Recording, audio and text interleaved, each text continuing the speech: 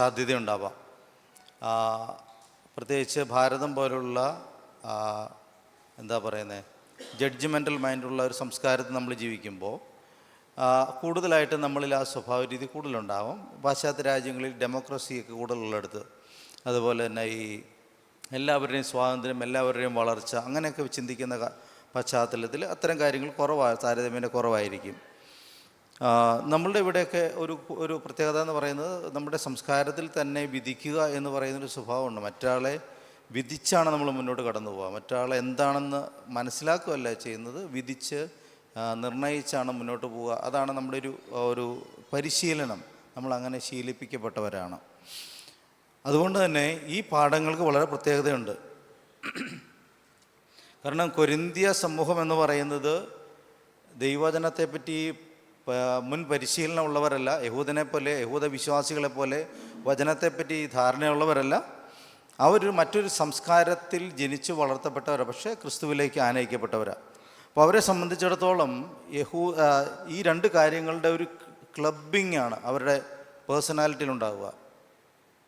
എന്ന് പറഞ്ഞു കഴിഞ്ഞാൽ അവരുടെ സംസ്കാരത്തിന് അവരെപ്പോഴും സ്വാംശീകരിക്കുന്നത് അവരുടെ കൊരിന്ത്യൻ സംസ്കാരമായിരിക്കും.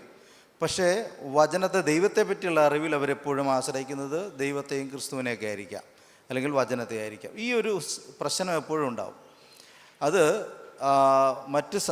മറ്റ് സംസ്കാരങ്ങളിൻ്റെ നടുവിലുള്ള സഭയിലുണ്ടാകുന്ന ഒരു സ്വാഭാവിക പ്രശ്നമായിരിക്കും ഇത്. അപ്പം ഇവിടെ ഇവർക്ക് നേരിടുന്ന പ്രശ്നം തന്നെ ഒരു പക്ഷേ നമ്മളെയും സ്വാധീനിക്കുന്നത്. നമ്മുടെ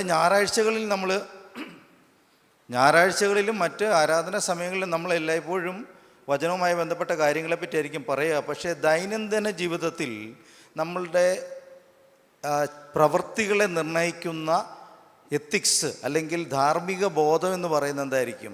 നമുക്ക് ചുറ്റുമുള്ള അറിവുകളായിരിക്കും. ആ അറിവുകളാണ് നമ്മൾ ഉപയോഗിക്കുക. നമുക്ക് ചുറ്റുമുള്ള ആളുകൾ ചെയ്യുന്ന കാര്യങ്ങൾ തന്നെ നമ്മളും ചെയ്യുക. അഴിമതി ചെയ്യരുതെന്ന് നമുക്കറിയാം, വചനത്തനുസരിച്ച് തെറ്റാന്നറിയാം. പക്ഷേ നമ്മൾ ചെയ്യുന്നത്, നമുക്ക് ചുറ്റുമുള്ള ആളുകൾ ചെയ്യുന്നത് തന്നെ നമ്മൾ ചെയ്യുക. അതിനപ്പുറത്തേക്കൊന്നും ചെയ്യാൻ നമുക്ക് അറിഞ്ഞുകൂടാ. നുണ പറയരുന്ന വചനത്തിലുണ്ട്, പക്ഷേ നമ്മൾ നുണ പറയുന്നൊരു സംവിധാനത്തിലും നുണ പറഞ്ഞാലേ ജീവിക്കാൻ പറ്റുള്ളൂ എന്നൊരു പശ്ചാത്തലത്തിൽ നുണ തന്നെ പറഞ്ഞ് നമ്മളങ്ങ് പോകും. നമ്മുടെ ജീവിതത്തിൻ്റെ ഓരോ ഘട്ടങ്ങളെയും നിയന്ത്രിക്കുന്ന, ദൈനംദിന ജീവിതത്തെ നിയന്ത്രിക്കുന്ന സംസ്കാരം എന്ന് പറയുന്നത് നമുക്ക് ചുറ്റുമുള്ള സംസ്കാരമാണ്. അതുകൊണ്ട് തന്നെ നമുക്കൊരു സമൂഹത്തിൽ ജീവിക്കാനായിട്ട് വളരെ പ്രയാസമുണ്ട്. കാരണം വചനം നമ്മളോട് പറയുന്ന ദൈവരാജ്യത്തിൻ്റെ നിയമങ്ങൾ എത്രത്തോളം പാലിക്കാൻ കഴിയും, എത്രത്തോളം നമുക്കത് അനുദിന ജീവിതത്തിൽ പാലിക്കാൻ കഴിയുമെന്നുള്ളത് വലിയ പ്രശ്നമാണ്. കാരണം നമ്മളെ സ്വാധീനിക്കുന്ന അറിവുകൾ നമുക്ക് ചുറ്റും പുറത്തു നിന്ന അറിവുകളാണ്. നമ്മൾ ഇടപെടുന്ന അയൽക്കാർ, നമ്മൾ ഇടപെടുന്ന ഓഫീസേഴ്സ്, നമ്മൾ ഇടപെടുന്ന മറ്റ് ആളുകൾ, ഇതെല്ലാം നമ്മളെ ശരിതെറ്റുകളെ നിർണ്ണയിക്കാനായിട്ട് നമ്മളെ ഒത്തിരി സഹായിക്കുകയും അത് നിർബന്ധിക്കുകയും ചെയ്യും ചില ഘട്ടങ്ങളിൽ. അതുകൊണ്ട് ഒരു പക്ഷേ നമുക്ക് തോന്നും, ഇങ്ങനെ പ്രസംഗം കേട്ട പോലെ ജീവിക്കണമെന്ന് പലപ്പോഴും നമുക്ക് തോന്നിയാലും നമ്മുടെ ജീവിതത്തിൽ നമുക്ക് പ്രായോഗികമായിട്ട് അത് കഴിയാറില്ല. ഇത് മനസ്സിലാക്കിക്കൊണ്ട് വേണം നമ്മൾ കൊരിന്ത്യരുടെ പ്രശ്നത്തെ നമ്മൾ ഉൾക്കൊള്ളാനായിട്ട്. അപ്പോൾ കൊരിന്ത്യരുടെ പ്രശ്നത്തെ കാണുമ്പോൾ നമ്മൾ വിചാരിക്കരുത് കൊരിന്ത്യർ ഇത്ര പ്രശ്നക്കാരാണോ, രക്ഷിക്കപ്പെട്ടിട്ട് അങ്ങനെ നമ്മൾ വിചാരിക്കരുത്. കാരണം അവർ ഈ പ്രശ്നത്തോടെ തന്നെയാണ് കടന്നു പോകുന്നത്. നോക്കിക്കേ, കൊരിന്ത്യ ലേഖനത്തിൻ്റെ ആദ്യഘട്ടത്തിൽ തന്നെ നമ്മൾ കാണുന്നുണ്ട്, അവർ നേരിട്ട ഏറ്റവും വലിയ പ്രശ്നങ്ങളിലൊന്ന് എന്ന് പറയുന്നത് വിഭാഗീയതയാണ്. അവർക്കിടയിൽ ഭിന്നതയുണ്ടായിപ്പോയി. ആ ഭിന്നതയുടെ സ്വഭാവം ഇങ്ങനെയാണ്: അവർക്കിടയിൽ അവരെ നട്ട് നനച്ച് വളർത്തിയ, അല്ലെങ്കിൽ അല്ലെങ്കിൽ അവരെ ക്രിസ്തുവിൽ വളരാൻ സഹായിച്ചവരായ ആളുകളുടെ പക്ഷം പിടിക്കുന്ന ഒരു സ്വഭാവം. അതാ ഞാൻ പറഞ്ഞ, അവരുടെ സംസ്കാരത്തിലുള്ള ഒന്നായിരിക്കാം. അവരുടെ ചുറ്റുമുള്ള എന്താ പറയുന്നത്, നമ്മുടെ ഇവിടുത്തെ ഒരു രാഷ്ട്രീയ പരിസരത്തിൽ എങ്ങനെയാണ് സംഭവിക്കുക? ഒരു നേതാവിൻ്റെ ചുറ്റും ആളുകൾ കൂടുക എന്നുള്ളതാണ്. അങ്ങനെയാണ് എന്ന് പറയുന്നത് പോലെ അവരവിടെ പൗലോസിൻ്റെ പക്ഷം, അപ്പൊലോസിൻ്റെ പക്ഷം, കേഫാവിൻ്റെ പക്ഷം, ഇങ്ങനെ ആളുകൾ പല രൂപത്തിൽ ഇങ്ങനെ വിഘടിച്ച് നിൽക്കുന്നൊരു പശ്ചാത്തലം. അതിന് മറുപടി പറഞ്ഞുകൊണ്ടാണ് ഇവിടെ പൗലോസ് ലേഖനം എഴുതുന്നത്. ഒരു വശത്തുകൂടി ശക്തമായ ദൈവിക ആരാധനകൾ, പ്രവചനങ്ങൾ, അന്യഭാഷകൾ, ദൈവാത്മാവിലുള്ള ആശ്രയബോധം എല്ലാം നടക്കുമ്പോൾ തന്നെ മറുവശത്തുകൂടി 5-ാം അധ്യായത്തിൽ വിശദമായിട്ട് പൗലോസ് പറയുന്നുണ്ട്, നിങ്ങളുടെ ഇടയിൽ അപ്പൻ്റെ ഭാര്യ വെച്ചിരിക്കുന്ന ആൾ വരെ ഉണ്ട്. ഒരു സഭയ്ക്കകത്ത് നടക്കുന്നൊരു കാര്യമായി പറയുന്നത്. ധാർമ്മികമായി തെറ്റ് സംഭവിക്കുന്നവരും ഇത് നടക്കുമ്പോൾ തന്നെ ഇതും കൂടെ നടന്നുകൊണ്ടേയിരിക്കുന്നു. ഒപ്പം ഇത് രണ്ടും കൂടെ ഇഴുകിച്ചേർന്ന് പോകുന്നൊരു പ്രശ്നമാണ്, ഇഴുകിച്ചേർന്ന് പോകുന്ന. അതാണ് ഞാൻ പറഞ്ഞത്, ഇത് സംസ്കാരവുമായിട്ട് ബന്ധപ്പെട്ടൊരു കാര്യമാണ്. നുണ പറയുന്നൊരു തെറ്റല്ല, അപ്പോൾ തോന്നില്ല. അത് കൊലപാതകം ചെയ്യുന്നത് തെറ്റല്ല ഇല്ലേ? ചില ദൈവ ചിന്തകൾ അതുമായിട്ട് ചേർന്നിട്ടല്ലേ നിൽക്കുക. കൊല ചെയ്യുന്നത് തെറ്റല്ല. അങ്ങനെ വിശ്വസിക്കുന്ന എന്താ പറയുന്നത് മതബോധനങ്ങളില്ലേ? ഉണ്ട്. ഈ കാര്യത്തിന് വേണ്ടി കൊല്ലുന്നത് തെറ്റല്ല. അതായത് എൻ ജസ്റ്റിഫൈസ് മീൻസ് എന്ന് പറയുന്നൊരു പ്രക്രിയ. നിങ്ങളുടെ ലക്ഷ്യം മാർഗത്തെ സാധൂകരിക്കുന്നു. നിങ്ങൾ നല്ല ലക്ഷ്യത്തിലാണ് പോകുന്നതെങ്കിൽ നിങ്ങളുടെ വഴി എന്ത് തിരഞ്ഞെടുത്താലും പ്രശ്നമില്ല എന്ന് നിശ്ചയിക്കുന്ന സംവിധാനങ്ങളൊക്കെ ഉണ്ട് നമുക്ക് ചുറ്റും. പക്ഷെ ക്രിസ്തീയ വിശ്വാസത്തിനകത്ത് അങ്ങനെ പറ്റത്തില്ല. ഈ ലക്ഷ്യവും മാർഗവും ഒരുപോലെ പ്രധാനമാണ്. നിങ്ങൾക്ക് ലക്ഷ്യത്തിലെത്താനായിട്ടുള്ള മാർഗവും ഒരുപോലെ തന്നെ പ്രധാനമാണ്. അത് തന്നെ കർത്താവ്, ഞാൻ ഐ ആം ദ വേ എന്ന് പറയാൻ കാരണം ഞാൻ തന്നെയാണ് വഴി. അപ്പോൾ നമ്മൾ കർത്താവിലൂടെ അല്ലാതെ നമുക്ക് ആ ലക്ഷ്യത്തിലേക്ക് എത്താൻ കഴിയില്ല എന്നുള്ളതാണ് നമ്മുടെ വിശ്വാസത്തിൻ്റെ പ്രത്യേകത. പൗലോസ് ഇങ്ങനെ പറയും, നിങ്ങൾ ഇങ്ങനെ പല കാര്യങ്ങൾ, വിരുദ്ധമായ കാര്യങ്ങൾ, ദൈവത്തിനനുസൃതമായതും ദൈവവിരുദ്ധമായ കാര്യങ്ങൾ ഒരുമിച്ച് കൊണ്ടുപോകുന്ന ഒരു പ്രശ്നത്തെപ്പറ്റി ഞാൻ മനസ്സിലാക്കുന്നുണ്ട്. ഇത് പറയുന്നതിന് മുമ്പ് തന്നെയാണ് പൗലോസ് നേരിടുന്ന ഏറ്റവും വലിയ പ്രശ്നം. അതായത് ഈ സമൂഹം ഇപ്പോൾ ചോദ്യം ചെയ്യുന്നത് പൗലോസിനെയാണ്. പൗലോസിൻ്റെ അപ്പോസ്തോലികത്വം, അദ്ദേഹത്തിൻ്റെ ജ്ഞാനം, പ്രസംഗിക്കാനുള്ള ശേഷി, ഇതെല്ലാം ഇവിടുത്തെ പ്രശ്നമാണ്. ഇപ്പോൾ പ്രസംഗത്തിന് ഭയങ്കര താല്പര്യമുള്ള ആളുകളൊക്കെ പൗലോസിനെ ഒഴിവാക്കിയിട്ട് അപ്പൊലോസിൻ്റെയൊക്കെ പുറകെ പോകും. കാരണം അവരൊക്കെ പ്രസംഗിക്കാൻ നല്ല വാഗ്മികളാണ്. അപ്പൊലോസൊക്കെ നല്ല സംസാരിക്കാനും പറഞ്ഞു ഫലിപ്പിക്കാനും ഉള്ള കഴിവുള്ള ഓറേറ്റേഴ്സാണ്. ഭയങ്കരമായ നല്ല ഭാഷയിൽ കാര്യങ്ങളെ പറഞ്ഞ് അവതരിപ്പിക്കാനുള്ള കഴിവുള്ള ആളാണ്. പൗലോസിനെ സംബന്ധിച്ച് അങ്ങനെ കഴിവുകളില്ല. അപ്പോൾ ചോദ്യങ്ങൾ വന്നു. ആ ചോദ്യങ്ങൾക്ക് മറുപടി എന്നോണമാണ് അദ്ദേഹം ഇവിടെ എഴുതുന്നത്. 4-ാം അധ്യായം യഥാർത്ഥത്തിൽ അതിനുള്ളൊരു മറുപടിയാണ്. ജനം അവിടെ തിരിയുന്നത് പല ലീഡേഴ്സിൻ്റെ കീഴിൽ, നേതൃത്വങ്ങളുടെ കീഴിൽ പലതായിട്ട് തിരിയുന്ന ഒരു സ്വഭാവമാണെങ്കിൽ, ഇവിടെ അദ്ദേഹം വേറൊരു തിരിവാണ് പറയുന്നത്. ഞങ്ങളെന്ന് പറഞ്ഞാൽ ഉദ്ദേശിക്കുന്ന ആരാണ്? അതിന് മുമ്പിൽ പറയുന്നുണ്ട്, ഞാനടക്കമുള്ള, കേഫാവ് അടക്കമുള്ള, അപ്പൊലോസ് അടക്കമുള്ള ദൈവ ശുശ്രൂഷക്കാരെ. ഇവിടെ വേറൊരു രീതിയിലാണ് അദ്ദേഹം അതിനെ വിശദീകരിക്കാൻ ശ്രമിക്കുന്നത്. ഞങ്ങളെ, 1-ാം വാക്യമാണ്, ക്രിസ്തുവിൻ്റെ ശുശ്രൂഷക്കാരും ദൈവമർമ്മങ്ങളുടെ ഗൃഹവിചാരകന്മാരും എന്നിങ്ങനെ ഓരോരുത്തരും എണ്ണിക്കൊള്ളട്ടെ. അപ്പം നിങ്ങൾ ഞങ്ങളെ കാണേണ്ടത് എങ്ങനെയാണ്? നിങ്ങൾ ഞങ്ങളെ കാണേണ്ടത് ക്രിസ്തുവിൻ്റെ ശുശ്രൂഷക്കാർ, സേവകൻ, സെർവൻസ് എന്ന രീതിയിൽ കാണണം. അതുപോലെ തന്നെ ദൈവിക മർമ്മങ്ങൾ, തമ്പുരാൻ്റെ മിസ്റ്ററീസിൻ്റെ സ്റ്റിവാർഡ്സ്, ഗ്രഹവിചാരകന്മാർ, സ്റ്റിവാർഡ്സ്, അത് സൂക്ഷിക്കുന്നവർ. ഈ രണ്ടർത്ഥത്തിലാണ് നിങ്ങൾ ഞങ്ങളെ കാണേണ്ടത്. നിങ്ങളുടെ ഗ്രൂപ്പിസത്തിൻ്റെ തലവന്മാരായിട്ട് നിങ്ങൾ ഞങ്ങളെ കാണരുത്. നിങ്ങളുടെ ഇടയിലുണ്ടായ ഗ്രൂപ്പ് വഴക്കുകളുടെ തലപ്പത്തേക്ക് നിങ്ങൾ ഞങ്ങളെ പ്രതിഷ്ഠിക്കാൻ പാടില്ല. നിങ്ങൾ ഞങ്ങളെ കാണേണ്ടത് ദൈവമർമ്മങ്ങളുടെ വിചാരകൻ, ഗ്രഹവിചാരകൻ എന്ന് പറഞ്ഞാൽ ഇംഗ്ലീഷിൽ സ്റ്റിവാർഡ് എന്ന് പറയും. ഈ ശുശ്രൂഷകൻ എന്നുള്ള പദത്തിന് ഇവിടെ സാധാരണഗതിയിൽ ഡൂലോസ് എന്ന് പറയുന്നൊരു ഗ്രീക്ക് പദമാണ് ഉപയോഗിക്കാറ്. പക്ഷേ ഇവിടെ പൗലോസ് ഉപയോഗിക്കുന്ന വേറൊരു പദമാണ്. ആ പദത്തിൻ്റെ അർത്ഥം അണ്ടർ റോവർ എന്നൊക്കെ പറയും. അതായത് ഈ വലിയ കപ്പലുകൾക്കകത്തൊക്കെ അന്നത്തെ കാലത്ത് ഈ തുഴച്ചിൽക്കാരുണ്ട്. നിങ്ങൾ ഫിലിമൊക്കെ ഉണ്ട്, അതിൻ്റെ അകത്തുണ്ടാവും. അതിൻ്റെ ഒരു ചേമ്പർ പോലെ സ്ഥലത്ത് ഈ തുഴച്ചിക്കൽ മാത്രം ഇരുന്ന് അവർക്ക് വേറൊരു ജോലിയില്ല. അവരാ തുഴച്ചിൽ മാത്രമായി ചെയ്യുന്നത്. എങ്ങനെ ഡയറക്ഷൻ വരുന്നു ആ ഡയറക്ഷൻ അനുസരിച്ച് ഈ തുഴഞ്ഞുകൊണ്ടേ ഇരിക്കുന്ന ഒരു കൂട്ടം ആളുകൾ. അത് നിങ്ങൾ ചില ഫിലിംസിലൊക്കെ അങ്ങനെയുള്ള കാര്യങ്ങൾ കാണിക്കാറുണ്ട്. അപ്പോൾ ഈ വലിയ കപ്പലുകളെ നിയന്ത്രിക്കുന്നത്, അത് മുന്നോട്ട് തുഴയുമ്പോൾ അങ്ങോട്ട് ഒരുപോലെ തുഴയും, പിറകോട്ടാകുമ്പോൾ പിറകോട്ട് തുഴയും. ഏറെക്കുറെ നമ്മുടെ വള്ളം കളിക്കൊക്കെ ഇരുന്ന് തുഴയുന്ന പോലത്തെ അത്തരം തുഴച്ചിൽക്കാർക്ക് ഉപയോഗിക്കുന്ന പേര്, ആ കാറ്റഗറിക്ക് ഉപയോഗിക്കുന്ന പേരാണ് ഹൈപ്പറെറ്റാസ് എന്ന് പറയുന്നൊരു പദം. അപ്പോൾ അത്തരത്തിലുള്ള ഒരു പദമാണ് ഇവിടെ പൗലോസ് ഉപയോഗിക്കുന്നത്. എന്ന് പറഞ്ഞാൽ ഇത്രയേ ഉള്ളൂ, ഈ കപ്പലിനെ അല്ലെങ്കിൽ ഈ യാത്രയെ മുന്നോട്ട് കൊണ്ടുപോകാനുള്ള കൽപ്പനയ്ക്കനുസരിച്ച് തുഴയുന്ന തുഴച്ചിൽക്കാർ മാത്രമാണ് ഞങ്ങൾ. നിങ്ങളങ്ങനെ ഞങ്ങൾ കാണാവുള്ളൂ. മുകളിൽ ഞങ്ങൾക്ക് കിട്ടുന്ന നിർദ്ദേശം അനുസരിച്ച് ഈ കപ്പൽ അക്കരെ എത്തിക്കാൻ വേണ്ടി തുഴയുന്ന തുഴച്ചിൽക്കാരാണ് ഞങ്ങൾ, ആ ശുശ്രൂഷക്കാരാണ് ഞങ്ങൾ. അങ്ങനെ നിങ്ങൾ ഞങ്ങളെ മനസ്സിലാക്കണം. 2-ാമത്തെ പദം ഞങ്ങൾ സ്റ്റീവാർഡാണ് എന്ന് പറഞ്ഞാൽ നിങ്ങൾക്ക് അറിയാവുന്ന കാര്യമാണ്. ഒരു കുടുംബത്തിൻ്റെ ഉത്തരവാദിത്തം ഏൽപ്പിക്കുന്നതിന് മാനേജർ എന്ന് കണക്കാക്കിയാൽ മതി. കുടുംബത്തിൻ്റെ എല്ലാ കാര്യങ്ങളിലും വിശ്വാസത്തോടെ കാണുന്ന, ആ കാര്യങ്ങൾ നോക്കി നടത്തേണ്ടുന്ന, യജമാനൻ പ്രതീക്ഷിക്കുന്ന കാര്യങ്ങൾ നോക്കി നടത്തേണ്ട ഒരാളാണ് ഒരു സ്റ്റിവാർഡ് അല്ലെങ്കിൽ ഗൃഹവിചാരകൻ. അതും അവൻ്റെ സ്വന്തം താല്പര്യങ്ങളല്ല. എന്ത് യജമാനൻ പ്രതീക്ഷിക്കുന്നു, വീട് ഉടമസ്ഥൻ എന്ത് പ്രതീക്ഷിക്കുന്നുവോ ആ പ്രതീക്ഷിക്കുന്നതിനനുസരിച്ചിട്ടായിരിക്കും ഈ ഗൃഹവിചാരകൻ കാര്യങ്ങളെ ചെയ്തെടുക്കുക എന്നുള്ളതാണ് നമ്മൾ മനസ്സിലാക്കുക. അപ്പോൾ പൗലോസ് പറയുന്നത് ഇങ്ങനെയാണ്, ഞങ്ങൾ ഇങ്ങനെയാണ് മനസ്സിലാക്കേണ്ടത്. ഞങ്ങൾ ദൈവത്തിൻ്റെ വേലക്കാർ, ദൈവ ശുശ്രൂഷകന്മാർ, നിങ്ങൾ ഞങ്ങളെ ഇങ്ങനെ കാണേണ്ട വഴി ഇതാണ്. നിങ്ങളുടെ ഗ്രൂപ്പിസത്തിൻ്റെ തലവന്മാരായിട്ട് നിങ്ങൾ ഒരിക്കലും ഞങ്ങളെ പ്രതിഷ്ഠിക്കരുത്. ഇതിൻ്റെ കാരണം എന്ന് പറഞ്ഞു കഴിഞ്ഞാൽ ഇതാണ് എന്തിലേക്ക് നയിക്കുന്നറിയാമോ? വിധിക്കുക എന്നുള്ള പ്രക്രിയയിലേക്ക് നടക്കുന്നത്. അപ്പം നമ്മൾ ദൈവവചനത്തെ, ദൈവദാസന്മാരെ, ദൈവവേലക്കാരെ, അതുപോലെ തന്നെ ദൈവമക്കളെ, ദൈവത്താൽ വേർതിരിക്കപ്പെട്ടവരെ, ഏത് കാറ്റഗറിയിൽപ്പെട്ടവരും ആയിക്കോട്ടെ, ഞാൻ ജനറലി പറയാം, അങ്ങനെ ദൈവത്തിൻ്റെ കുഞ്ഞുങ്ങളെ, ദൈവമക്കളെ നമ്മൾ കാണേണ്ടതുപോലെ കാണാതെ വരുമ്പോൾ, ദൈവ വ്യവസ്ഥയിൽ ദൈവത്തിൻ്റെ കണ്ണുപയോഗിച്ച് നമ്മൾ മനുഷ്യരെ കാണാതെ വരുമ്പോൾ നമ്മൾ എന്ത് അപകടത്തിലേക്ക് കടക്കുന്നു? വിധിക്കുക എന്ന പ്രശ്നത്തിലേക്ക് കടക്കുന്നു. വിധിക്കുക എന്ന് പറഞ്ഞ അപകടത്തിലേക്ക് കടക്കുന്നു. ആ അപകടമാണ് ഇവിടെ ചൂണ്ടിക്കാണിക്കുന്നത്. ഈ മത്തായി എഴുതിയ സുവിശേഷം നമുക്കൊന്ന് വായിക്കാം. 7-ാം അധ്യായത്തിൻ്റെ 1 മുതൽ 5 വരെയുള്ള വാക്യങ്ങൾ. വിധിക്കുക എന്ന് പറയുന്നത് എത്ര അപകടകരമാണ് എന്നാണ് അവിടെ കർത്താവ് വിശദമാക്കുന്നത്. 7-ാം അധ്യായത്തിൻ്റെ 1 മുതൽ 5 വരെയുള്ള വാക്യങ്ങൾ. നിങ്ങൾ വിധിക്കപ്പെടാതിരിക്കേണ്ടതിന് വിധിക്കരുത്. നിങ്ങൾ വിധിക്കുന്ന വിധിയാൽ നിങ്ങളെയും വിധിക്കും. നിങ്ങൾ അളക്കുന്ന അളവിനാൽ നിങ്ങൾക്കും അളന്നു കിട്ടും. എന്നാൽ സ്വന്തം കണ്ണിലെ കോൽ ഓർക്കാതെ സഹോദരൻ്റെ കണ്ണിലെ കരട് നോക്കുന്നത് എന്ത്? അല്ല, സ്വന്തം കണ്ണിൽ കോലിരിക്കെ നീ സഹോദരനോട് നില്ല്, നിന്റെ കണ്ണിൽ നിന്ന് കരടെടുത്ത് കളയട്ടെ എന്ന് പറയുന്നത് എങ്ങനെ?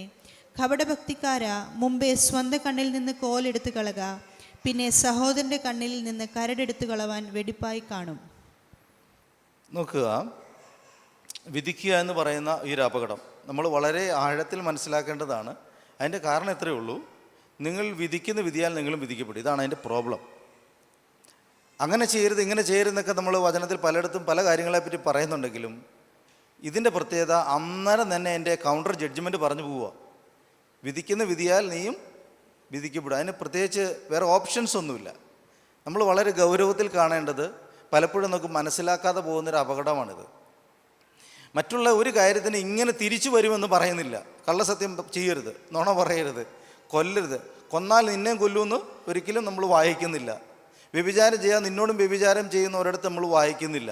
പക്ഷെ വിധിച്ചാൽ നീ വിധിക്കപ്പെടുമെന്ന് കൃത്യമായിട്ട് ഇങ്ങനെ വളരെ കൃത്യതയോടുകൂടി ദൈവവചനം പറയുന്ന ഒരു പ്രശ്നമാണ്, അപകടമാണ് വിധിക്കുക എന്ന് പറയുന്നത്. പലപ്പോഴും പക്ഷേ നമ്മളിത് മനസ്സിലാക്കാതെ പോകുന്നുള്ളതാണ് നമ്മുടെ ഏറ്റവും വലിയ അപകടം. യേശു വളരെ വ്യക്തമായിട്ട് പറയുന്നു, വിധിക്കുന്ന വിധിയാൽ നിങ്ങൾ വിധിക്കപ്പെടും. അതിൻ്റെ കാരണം നമ്മൾ പിന്നീട് പറയുമ്പോൾ നമുക്ക് മനസ്സിലാവും. അപ്പോൾ നമ്മൾ വളരെ ശ്രദ്ധയോടെ മനസ്സിലാക്കുകയും ജീവിതത്തിൽ കൃത്യമായി പരിപാലിക്കാൻ ശ്രമിക്കുകയും ചെയ്യേണ്ട ഒന്നാണ് വിധിക്കുക എന്ന് പറയുന്ന പ്രക്രിയ. പൗലോസ് പിന്നെയും പറഞ്ഞു പോകുന്നുണ്ട് ഒന്ന് രണ്ട്. അതിന് ശേഷം ഞാൻ മറ്റേ കാര്യത്തിലേക്ക് കടന്നു വരാം. ഈ ഗ്രഹവിചാരകൻ അല്ലെങ്കിൽ ശുശ്രൂഷക്കാരിൽ നിന്ന് അവൻ്റെ സംതൃപ്തി അവൻ പൂർത്തിയാക്കുന്ന കാര്യം എന്താണെന്ന് വെച്ച് കഴിഞ്ഞാൽ, അവർ വിശ്വസ്തരാകുക എന്ന് പറയുന്ന കാര്യം മാത്രമേ പ്രതീക്ഷിക്കുന്നുള്ളൂ. ദൈവം ആഗ്രഹിക്കുന്നതും ദൈവം പ്രതീക്ഷിക്കുന്നതുമായ കാര്യം, അല്ലെങ്കിൽ നമ്മൾ തിരിച്ചു കൊടുക്കേണ്ടുന്ന കാര്യം വിശ്വസ്തരാകുക. ഇത് നമ്മൾ പഠിക്കേണ്ട പാഠമാണ്. ദൈവത്താൽ വിളിച്ച് വേർതിരിക്കപ്പെട്ട ദൈവ നിയോഗങ്ങൾ ഏറ്റെടുത്ത ഓരോ വ്യക്തിയും, അത് സ്റ്റേജിൽ നിൽക്കുന്നവരാകാം, നിൽക്കാത്തവരാകാം, മൈക്ക് കയ്യിലുള്ളവരായി ഇല്ലാത്തവരാകാം, നമ്മളിൽ ഏൽപ്പിക്കപ്പെട്ട കാര്യത്തിൽ വിശ്വസ്തരാകുക എന്നുള്ളത് വളരെ അറിഞ്ഞിരിക്കേണ്ട കാര്യമാണ്. മാത്രമല്ല, അതാണ് അതിൻ്റെ പ്രസക്തമായ കാര്യം. മറ്റൊരാളുടെ കണ്ണിൽ കാണുന്നതല്ല നിങ്ങളിൽ ഏൽപ്പിക്കപ്പെട്ടിട്ടുള്ള കാര്യത്തിൻ്റെ അന്തസത്ത എന്ന് പറയുന്നത്. നിങ്ങളിൽ ഏൽപ്പിച്ചെന്ന കാര്യം ചെയ്തോ എന്നുള്ളതാണ് പ്രധാനപ്പെട്ട കാര്യം. പെയിൻ്റ് അടിക്കാൻ ഒരാളെ നമ്മൾ വീട്ടിൽ വിളിച്ചു. അദ്ദേഹം വന്നപ്പോഴാണ് തെങ്ങിൻ്റെ ചോട് കളയ്ക്കാനൊരു തോന്നൽ. അദ്ദേഹം ഒരു തെങ്ങിൻ്റെ ചോട് കളയ്ക്കാനായിട്ട് പോയാൽ നിങ്ങൾ ഉദ്ദേശിച്ച കാര്യം നടപ്പിലാവില്ല. പെയിൻ്റ് അടിക്കാൻ വന്നയാൾ പെയിൻ്റ് അടിക്കുക എന്നുള്ളതാണ് ഉദ്ദേശിക്കുന്നത്. വൈകുന്നേരം തർക്കം ഉണ്ടാവും. അയാൾ പറയുകയാണ്, ഞാൻ തെങ്ങിൻ്റെ ചോടും മണ്ടയെല്ലാം ശരിയാക്കിയെന്ന് പറഞ്ഞിട്ട് കാര്യമില്ല. കാരണം നീ ഇയാളെ വിളിച്ചത് പെയിൻ്റ് അടിക്കാനാണല്ലോ. ഈ ഒരു കോൺഫ്ലിക്റ്റ് ഉണ്ടാവും. ദൈവരാജ്യത്തിനകത്ത് ഇങ്ങനൊരു പ്രശ്നമുണ്ട്. നമ്മളെ ഏൽപ്പിച്ച കാര്യം നമ്മൾ ചെയ്യുന്നുണ്ടോ എന്നുള്ളതാണ് ഓരോ ശുശ്രൂഷകനും ഓരോ ദൈവവൈദ്യലും ആഗ്രഹിക്കേണ്ടത്. അപ്പോൾ ഞാൻ ആഗ്രഹിക്കേണ്ടത്, എന്നെ എന്തിന് ട്രെയിൻ ചെയ്തു? എനിക്ക് തോന്നുന്നു ഞാനിത് 10ാമത്തെ വർഷമാണ് ഇപ്പോൾ സെമിനാരിയിൽ. എത്രയോ നമുക്ക് ജീവിതത്തിൽ എത്രയുണ്ട്, അതിനകത്തൊരു 10 വർഷത്തോളം ഞാനിപ്പോൾ ശിക്ഷണപ്പെടാനായിട്ട് എന്നെ ദൈവം മാറ്റി വെച്ചേക്കുക.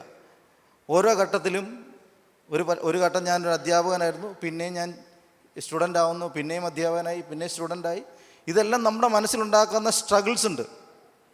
അധ്യാപകനാകാനുള്ളൊരു മനസ്സുണ്ടാകുന്നു, അതിനുശേഷം സ്റ്റുഡൻ്റ് ആകാൻ പിന്നെ നമ്മൾ താഴ്ന്നിറങ്ങുന്നു, അതിനുവേണ്ടി നമ്മളെ പ്രിപ്പയർ ചെയ്യുന്നു, നമ്മളെ ഉടച്ച് പണിയുകയും വാർക്കുകയും പണിയും ചെയ്യുന്ന പ്രക്രിയയിലൂടെ നമ്മൾ കടന്നു പോവുക. അപ്പോൾ അത്തരം പ്രക്രിയകളൊക്കെ ചെയ്യുന്നത് എന്തിനു വേണ്ടിയിട്ടാണ്? നമ്മളൊരു ലക്ഷ്യം, ഒരു കാര്യം പൂർത്തീകരിക്കാൻ വേണ്ടിയാണ്. നമ്മളിലൂടെ ദൈവം ഒരു കാര്യം ചെയ്യാൻ ആഗ്രഹിക്കുന്നുണ്ട്. ആ ചെയ്യാൻ ആഗ്രഹിക്കുന്ന കാര്യം നമ്മൾ ചെയ്യുന്നുണ്ടോ എന്നുള്ളതാണ് പ്രധാനം. നമ്മൾ മറ്റൊത്തിരി കാര്യങ്ങൾ ചെയ്യുന്നുണ്ടോ എന്നുള്ളത് ദൈവത്തിന് പ്രസക്തമല്ല. ഏൽപ്പിച്ച കാര്യത്തിൽ വിശ്വസ്തരായിരിക്കണമെന്നുള്ളതാണ് പ്രധാനമെന്ന് പൗലോസ് പറയുന്നു. ഇങ്ങനെ ഒരു കാര്യം ചെയ്യുന്നതിനിടയിൽ ആൾക്കാർക്ക് നമ്മളെ വിധിക്കാതിരിക്കാം. അതാ പൗലോസ് പറയുന്നത്, നിങ്ങൾ വിധിച്ചാൽ എനിക്ക് പ്രശ്നമില്ല, വിധിച്ചില്ലെങ്കിലും കുഴപ്പമില്ല, ഞാൻ പോലും എന്നെ വിധിക്കാൻ മെനക്കെടുന്നില്ല. അങ്ങനെ അതാ എഴുതിയേക്കുന്നത്. കാരണം ഈ പരിപാടി എന്ന് പറയുന്നത് നമ്മളിൽ സ്വാഭാവികമാണെങ്കിലും ഇത് നമ്മളുമായി ബന്ധപ്പെട്ട കാര്യമില്ല. അതുകൊണ്ട് 3 കാര്യം ഞാൻ നിങ്ങളോട് പറയാം. ഒന്നാമത്തെ കാര്യം, വിധിക്കുന്നതിൻ്റെ ജോലി ആർക്കാണെന്നറിയാമോ? ദൈവത്തിൻ്റെയാണ്, കർത്താവാണ്. എത്രാമത്തെ വാക്യം എഴുതിയേക്കുന്നത്? 5ാമത്തെ വാക്യം. വിധിക്കുന്നത് കർത്താവാണ്. നമ്മളെല്ലായ്പ്പോഴും ഓർത്തിരിക്കേണ്ട ഒരു കാര്യമാണ്. നമുക്ക് മറ്റുള്ളവരെയോ മറ്റെന്തിനെയോ വിധിക്കാനായിട്ട് നമ്മുടെ ഉള്ളിലേക്ക് ഒരു പ്രേരണ ഉണ്ടാകുമ്പോൾ നമ്മൾ ആദ്യം അറിയേണ്ടുന്ന കാര്യം, ജഡ്ജ് ചെയ്യുന്നത് കർത്താവാണ്. എന്താണ് അതിൻ്റെ പ്രസക്തി? ജഡ്ജ്മെൻ്റ് എന്ന് പറയുന്നത്, അല്ലെങ്കിൽ വിധിക്കുക എന്ന് പറയുന്നത് ഒരു പ്രധാനപ്പെട്ട ആശയമായിട്ട് ബന്ധപ്പെട്ട് കിടക്കുന്നു. നീതി എന്ന് പറയുന്ന ആശയമുണ്ട്, നീതി, ന്യായം. ഈ 2 കാര്യങ്ങളായി ബന്ധപ്പെട്ടേ നമുക്ക് ജഡ്ജ്മെൻ്റ് എന്ന ആശയത്തെ മനസ്സിലാക്കാൻ പറ്റൂ. നീതിന്യായ കോടതികളെ പറ്റി കേട്ടിട്ടില്ലേ? അവിടെ സംഭവിക്കുന്ന ഈ ഒരു കാര്യമാണ്. നീതി എന്ന് പറയുന്ന അവൈലബിൾ ആയിട്ടുള്ള നീതി, എല്ലാവർക്കും തുല്യമായി വീതിക്കപ്പെടാവുന്നൊരു നീതി ഒരു സമൂഹത്തിലുണ്ട്. ആ സമൂഹത്തിൽ വരുന്ന നീതി അറിയാവുന്ന ഒരാൾക്കേ വിധിക്കാൻ പറ്റൂ. അതുകൊണ്ടാണ് വാദവും പ്രതിവാദങ്ങളെല്ലാം കേൾക്കാനായിട്ട് ഒരു ജഡ്ജി നിർബന്ധിതനാകുന്നത്. ഒരാളുടെ വാദം മാത്രം കേട്ടിട്ട് ഒരു ജഡ്ജിക്ക് വിധിക്കാനാവില്ല. അത് ജഡ്ജ്മെൻ്റ് അല്ല. അങ്ങനെ ഒരിക്കലും ജഡ്ജ്മെൻറ്റ് നടക്കുകയില്ല. 2 വാദങ്ങളും കേൾക്കുമ്പോൾ മാത്രമേ ഒരു ജഡ്ജ്മെൻറ്റിലേക്ക് എത്താൻ ഒരാൾക്ക് കഴിയത്തുള്ളൂ. എന്ന് വെച്ചാൽ എല്ലാ വശങ്ങളും പരിശോധിച്ചിരിക്കണം ഒരു ജഡ്ജ്മെൻറ്റിൽ എത്താനായിട്ട്. അതാണ് ഒരു ജഡ്ജ്മെൻറ്റിൻ്റെ അല്ലെങ്കിൽ ഒരു വിധി പ്രസ്താവത്തിൻ്റെ പ്രത്യേകത. ദൈവമാണിത് ചെയ്യണമെന്ന് പറയാൻ കാരണം, നീതിയെപ്പറ്റിയുള്ള ഏറ്റവും ആത്യന്തിക ബോധമുള്ള ദൈവത്തിന് മാത്രമേ ഉള്ളൂ. നീതി ഏറ്റവും ശരിയായിട്ടുള്ള നീതിപൂർവമായ കാര്യത്തെ മനസ്സിലാക്കാൻ ആർക്ക് കഴിയത്തുള്ളൂ? ദൈവത്തിന് മാത്രമേ കഴിയത്തുള്ളൂ. അത് അവൻ്റെ അധികാരത്തിൽപ്പെട്ട കാര്യമാണ്. ദൈവം നീതിമാനായതുകൊണ്ടാണ് ദൈവത്തിന് വിധിക്കാൻ കഴിയുന്നത്. ഇത് അവൻ്റെ അവകാശത്തിലും അധികാരത്തിലും പെട്ടതായതുകൊണ്ട് നമുക്കത് എടുക്കാനായിട്ടുള്ള യാതൊരു അവകാശവുമില്ല. അതുകൊണ്ടാണ് പറയുന്നത്, നീ വിധിക്കുന്ന വിധിയാൽ വിധിക്കപ്പെടുമെന്ന് പറയാൻ കാരണം. പലപ്പോഴും ഇതറിയാതെ കൊണ്ടാണ് നമ്മളെ ഉള്ളിൽ നാം പോലും അറിയാതെ മറ്റുള്ളവരെ വിധിക്കാനുള്ള ടെൻഡൻസി ഉണ്ടായി വരുന്നത്. ദൈവത്തിൻ്റെ അവകാശമാണ്, ദൈവം ചെയ്യേണ്ട കാര്യമാണ്. ദൈവത്തിൽ നിക്ഷിപ്തമായിട്ടുള്ള അവകാശവും അധികാരവുമാണ് പലപ്പോഴും വിധിക്കുന്നതിലൂടെ നമ്മൾ കൈവശപ്പെടുത്തുന്നത്. അത് ദൈവത്തിൽ മാത്രം നിക്ഷിപ്തമായ ചില കാര്യങ്ങളുണ്ട്. അതൊരിക്കലും നമുക്ക് കൈവെക്കാൻ പറ്റത്തില്ല. ഞാൻ തീക്ഷ്ണതയുള്ള ദൈവമാകുന്നു, എൻ്റെ മഹത്വം ഞാൻ മറ്റാർക്കും കൊടുക്കുകയില്ല. ഈ മഹത്വം എന്ന് പറയുന്നത് ദൈവത്തിന് മാത്രമുള്ളതാണ്. പലപ്പോഴും ഈ മഹത്വം നമ്മൾ എടുക്കാറുണ്ട്. ഞാൻ പ്രാർത്ഥിച്ചത് കൊണ്ടാണ് അങ്ങനെ സംഭവിച്ചത്, ഞാൻ ഉപവസിച്ചുകൊണ്ടാണ് അങ്ങനെ സംഭവിച്ചത്, ഞാൻ സംസാരിച്ചത് കൊണ്ടും പറഞ്ഞത് കൊണ്ടുമാണ് അങ്ങനെ സംഭവിച്ചത്. ഇങ്ങനെ പലപ്പോഴും ദൈവത്തിന് പോകേണ്ടുന്ന മഹത്വം കവർന്നെടുക്കുന്ന കള്ളന്മാരാണ് നമ്മൾ പലപ്പോഴും. അപ്പോൾ മഹത്വം എന്ന് പറയുന്നത് ദൈവത്തിന് മാത്രം ദൈവത്തിന് മാത്രം നമ്മൾ കൊടുക്കേണ്ടതാണ് എന്ന് പറയുന്ന പോലെ നീതി എന്ന്